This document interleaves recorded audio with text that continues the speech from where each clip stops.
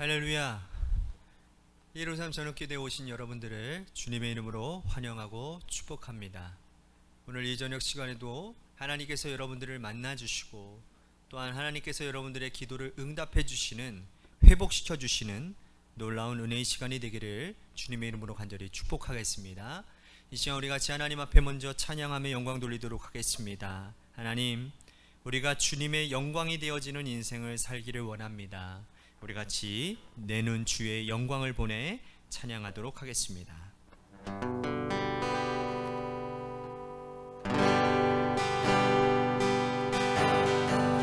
내는 주의 영광을 보내 우리 가운데 계신 주님, 그 빛난 영광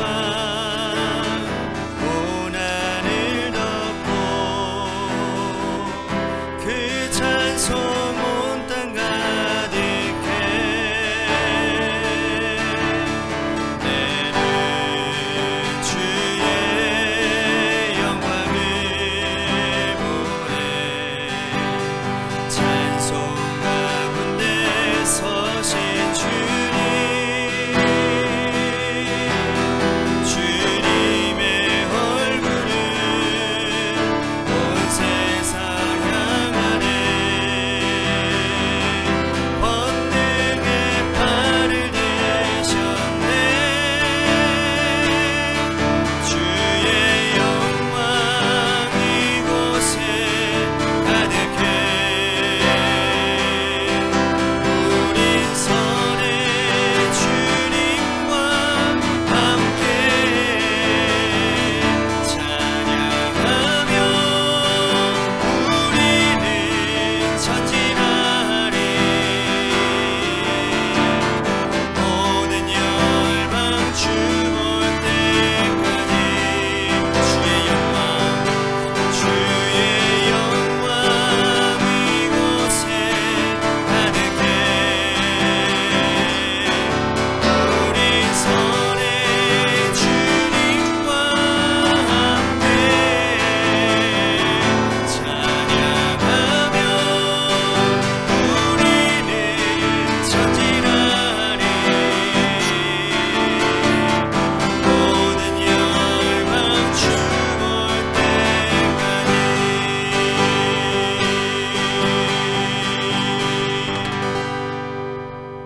기도하겠습니다. 사랑과 은혜가 풍성하신 아버지 하나님, 오늘 우리들의 삶의 자리를 하나님 되돌아보며 하나님의 영광을 위해 하나님 우리들이 살았는지, 아니면 아무런 의미 없이 하나님 목적 없이 또한 우리의 욕망을 위해 살았는지를 한번 되짚어보고 오늘 우리가 다시 한번 주님께로 방향을 돌리는 귀한 시간이 되기를 간절히 소원합니다. 우리 한 성도들마다 주님을 향한 마음이 회복되어지게 하여 주옵소서. 주의 영광을 위해 힘쓰는 삶에 하나님 그 사명들을 잘 감당하는 하나님 그 마음, 믿음이 회복되어지는 이 저녁 시간 되도록 인도해 주옵소서. 사랑이 많으신 예수님 이름 받들어 간절히 축복하며 기도하옵나이다. 아멘. 오늘 이 저녁 시간에 하나님이 우리에게 주신 말씀 보도록 합니다. 고린도전서 6장 1절에서 우리 11절 말씀까지 보도록 하겠습니다. 고린도전서 6장 1절에서 11절 말씀입니다. 우리 같이 한 목소리로 다 함께 봉독하도록 하겠습니다. 시작. 너희 중에 누가 다른 이와 더불어 다툼이 있는데 구태여 불의한 자들 앞에서 고발하고 성도 앞에서 하지 아니하느냐? 성도가 세상을 판단할 것을 너희가 알지 못하느냐? 세상도 너희에게 판단을 받겠거든 지극히 작은 일 판단하기를 감당하지 못하겠느냐? 우리가 천사를 판단할 것을 너희가 알지 못하느냐? 그러하거든 하물며 세상 일이랴. 그런즉 너희가 세상 사건이 있을 때에 교회에서 경히 여김을 받는 자들을 내세우나 내가 너희를 부끄럽게 하려 하여 이 말을 하노니 너희 가운데 형제 간의 일을 판단할 만한 지혜가 있는 자가 이같이 하나도 없느냐? 형제가 형제와 더불어 고발할 뿐더러 믿지 아니하는 자들 앞에서 하느냐?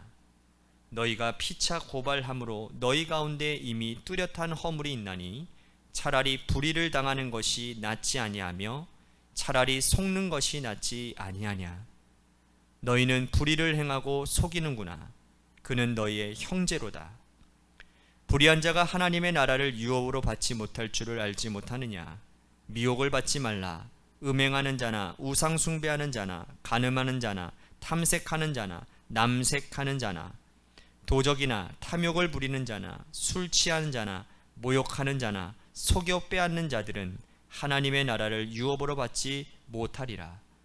너희 중에 이와 같은 자들이 있더니 주 예수 그리스도의 이름과 우리 하나님의 성령 안에서 씻음과 거룩함과 의롭다 하심을 받았느니라. 아멘. 세상에는 수많은 사람들이 모여 살고 있습니다. 많은 사람들이 모여서 이러한 공동체 저러한 공동체 이러한 저러한 사회를 형성하고 살다 보니 좋은 점도 많지만 불편한 점, 단점도 굉장히 많습니다. 그 가운데 대표적인 문제가 바로 분쟁이지요. 분쟁이 아예 없으면 가장 좋겠지만 이 분쟁이 반드시 발생하게 되어 있습니다.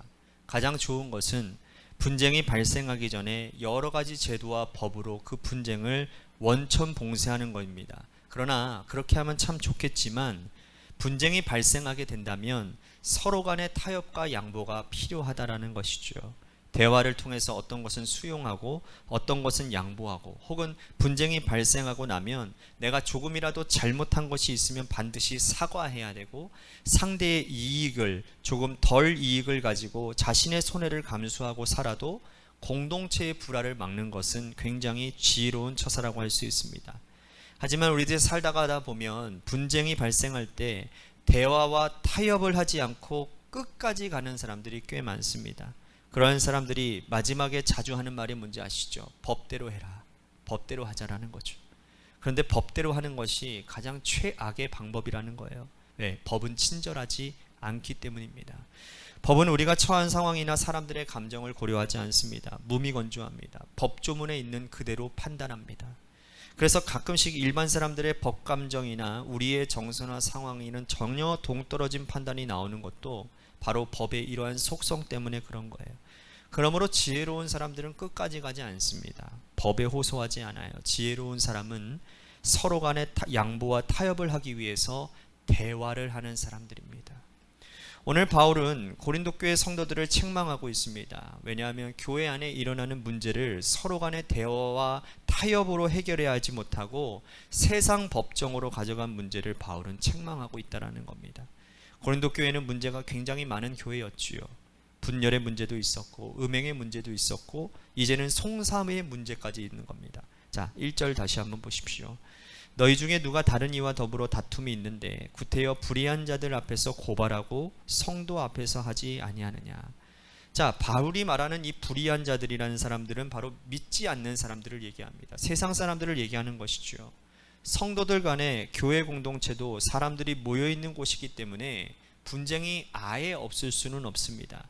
고린도 교회에 분쟁이 일어났는데 그 문제를 교회 공동체 안에서 지혜롭게 타협해서 해결하지 못하고 이 문제를 세상 법정으로 나아가서 해결하려고 했다라는 겁니다. 이게 바울이 책망한 그 내용이에요. 자, 2절 보세요. 성도가 세상을 판단할 것을 너희가 알지 못하느냐. 세상도 너희에게 판단을 받겠거든 지극히 작은 일 판단하기를 감당하지 못하겠느냐. 그러니까 바울이 원래 생각한 것은 성도가 세상을 판단해야 된다라는 겁니다. 이건 지극히 당연한 일이지요.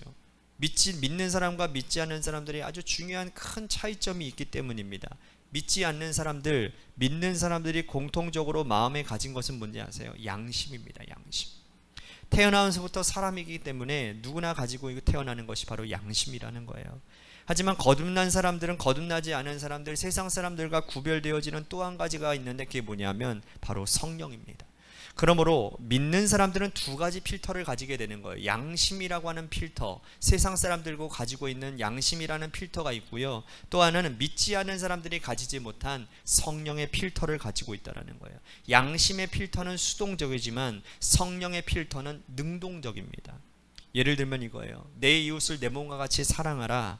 이 말씀에 대해서 세상 사람들은 전혀 반응하지 못합니다. 왜? 그들은 수동적인 양심만 가지고 있기 때문이죠. 형제를 때리지 않으면, 나의 돈을 빼앗지 않으면, 형제를 괴롭히지만 않으면 그들은 양심의 의무에 대해 다 했다고 생각하는 겁니다. 하지만 성령은 그렇지 않지요. 내 몸과 같이 형제를 적극적으로 사랑하지 못하던 내 모습이 양심에는 찔리지는 않았지만 성령에 걸린다라는 거예요. 성령 받은 사람들은 그래서 더 예민하고 민감한 사람들이라는 거죠. 그러므로 성령 받은 성도들은 성령에 의해서 움직이는 사람들이기 때문에 도덕적인 성품이나 영적인 민감성이 훨씬 더 탁월해야 된다는 겁니다. 그런데 성령의 필터를 가진 사람들이 양심의 필터를 가진 세상 사람들에게 호소하는 것, 이 자체가 바울은 이해할 수 없다라는 겁니다. 그런데 이러한 문제가 그 당시 고린도 교회뿐만 아니라 오늘날 우리들이 살아가는 교회에서도, 오늘 우리 현실 사회에서도 버젓이 항상 일어나고 있는 문제들이라는 거예요. 우리 감리교만 해도 그렇지 않습니까? 얼마 전에 감독회장 문제 가지고, 여러분, 그 감독회장 문제를 감리교 법 안에서 해결할 수 있는 그것을 결국에는 세상 법정으로 끌고 나가지 않습니까? 여러분, 교회 안에 이권이 되는 일들 때문에 그런 겁니다. 교회가 순수한 복음을 전하는 공동체가 되어야 되는데 교회 안에 이권의 눈먼 자들이 많으니 교회에 복음 전하는 것 말고도 돈벌이 하는 교회들이 참 많이 있다라는 겁니다. 여러분, 교회 안에서 예수 그리스도의 법만 있으면 되는 것인데 왜 그것에 이권이 개입되어지고, 그래서 그 이권으로 말미암아 교회 공동체가 더 혼란스럽게 되는지 모른다라는 거예요. 여러분, 그래서 바울이 교회 안에 일어나는 이 분쟁의 이유를 또 한 가지를 얘기하고 있는 거예요. 자, 5절 보십시오. 내가 너희를 부끄럽게 하려 하여 이 말을 하노니 너희 가운데 그 형제 간의 일을 판단할 만한 지혜 있는 자가 이같이 하나도 없느냐. 그러니까 지혜 있는 자가 없기 때문에 교회 안에 일어나는 일들을 세상 법정으로 끌고 간다라는 겁니다. 여러분, 과거에 이스라엘 백성들에게 모세도 있었고 또한 여호수아도 있었습니다. 그죠? 모세가 이스라엘 백성들을 재판하는 일을, 모든 일을 다 했었지요. 그래서 모든 분쟁의 문제를 모세가 해결해 나갔습니다. 모세가 죽고 난 다음에는 여호수아가 가나안 땅에 들어가서 여호수아 중심으로 모든 분쟁의 문제를 해결해 나갔습니다.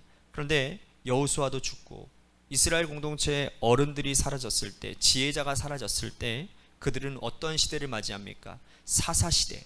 여러분, 사사시대 뭐라고 얘기하죠? 그때 이스라엘의 왕이 없었으므로 백성들이 자기의 소견에 옳은 대로 행했다라고 말을 합니다.